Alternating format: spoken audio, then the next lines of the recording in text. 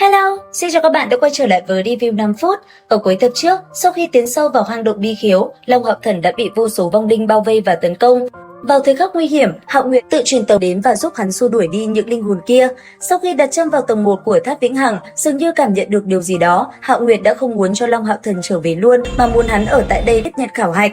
Long Hạo Thần vốn là có chút không cam lòng, đề nghị của Hạo Nguyệt làm hắn lại nổi lên hy vọng. Ít nhất, theo chớp mắt xem ra, Hạo Nguyệt có thể khắc chế oán linh ngoài tháp, chỉ là nhìn một cái tình hình trong tháp, chắc là sẽ không có nguy hiểm gì đâu.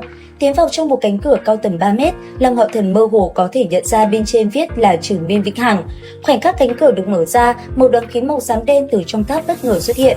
Đó là một năng lượng cực kỳ thuần tịnh, nhưng bất cứ sinh vật nào đều không muốn tiếp xúc, bởi vì nó tràn ngập hơi thở tử vong. Hơi thở tím linh hồn trên người Hạo Nguyệt mau chóng thu lại, nó vô cùng cẩn thận chậm rãi từng bước một tới trước. Đang lúc Long Hạo Thần phán đoán tình hình trong tháp, đột nhiên một thanh âm giản nua vang lên: "Hoan nghênh tới Trường Biên Vĩnh Hằng."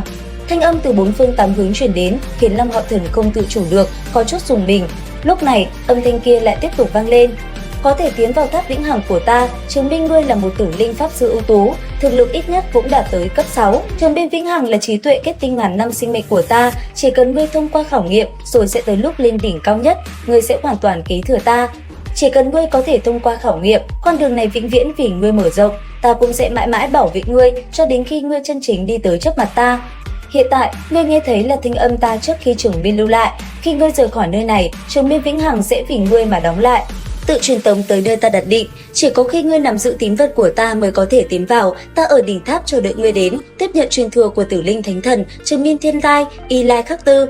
Cũng trong lúc này, ở bên ngoài hang động, ngơ ngẩn chăm chú vị trí Hạo Nguyệt biến mất. Các thành viên hai sa ma đoàn bất giác hốt hoảng. Lúc này, Thải Nhi đã đứng ra tiếp nhận vị trí đoàn trưởng của Long Hạo Thần. Cho đến nay, Long Hạo Thần đều là người dẫn dắt đoàn đội, là trung tâm cũng là đại não toàn đội. Giờ khắc này không có hắn, Thải Nhi hiểu rõ hắn nhất đã đứng lên. So sánh với Long Hạo Thần, nàng ngược lại có uy nghiêm, không để phản kháng. Đúng lúc này thì viện binh của đám đại ác ma đã tới. Quân số vô cùng đông, hơn nữa còn có cả ma tộc cấp 7, bọn chúng tiến vào hang động cẩn thận thăm dò xung quanh. Thế vậy, hai sa ma đoàn lúc này đã núp vào sau những tảng đá, chỉ chờ lệnh của Thải Nhi, bọn họ sẽ lập tức ra tay. Trở lại với Long Hạo Thần, đang lúc hắn suy tư nên làm sao đối mặt nguy hiểm, thì thanh âm của Trường Biên Thiên Lai, Y Lai Khắc Tư lại vang lên: "Như vậy, tiếp theo để ta kiểm tra thuộc tính của ngươi là cái gì, để xem ngươi thuộc loại tử linh pháp sư nào." Trắc nghiệm thuộc tính, xong rồi, Long Hạo Thần trong đầu chợt trống rỗng, trong quan niệm của hắn, tử linh pháp sư là thuộc tính hắc ám, mà kệ là thuộc tính nào cũng tuyệt không khả năng là quang minh. Nếu thuộc tính của mình bị vạch trần, lấy sự cường đại của Trường Biên Thiên Tai, hắn sắp sửa đối mặt với điều gì đây? "Hạo Nguyệt, mau phá cửa!" Long Hạo Thần trong lòng vội ra lệnh cho Hạo Nguyệt theo đường cũ trở về, tuy rằng cơ hội xa vời, nhưng sợ rằng chỉ có cách này. Tuy nhiên, khi Long Hạo Thần ra lệnh thì thân thể Hạo Nguyệt đột nhiên kịch liệt chấn động, một áp bức vô hình khiến nó lùi về sau. Cả người Long Hạo Thần rơi vào kinh sợ khó hiểu. Cùng lúc đó, một ánh sáng xám trắng từ trên trời giáng xuống, chính xác bao phủ người hắn.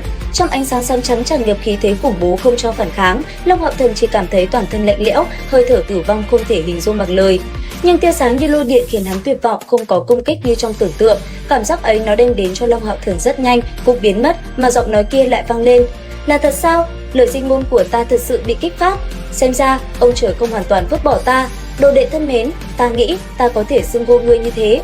Ta tuyệt không cho phép trước khi ngươi kế thừa ta sẽ mất mạng, bởi vì ngươi là đồ đệ lý tưởng của ta, giống như ta có thuộc tính quang minh. Ha ha, đây nhất định là lần truyền thừa hoàn mỹ nhất. Thần ban phúc, không ngờ là quang minh thần ban phúc."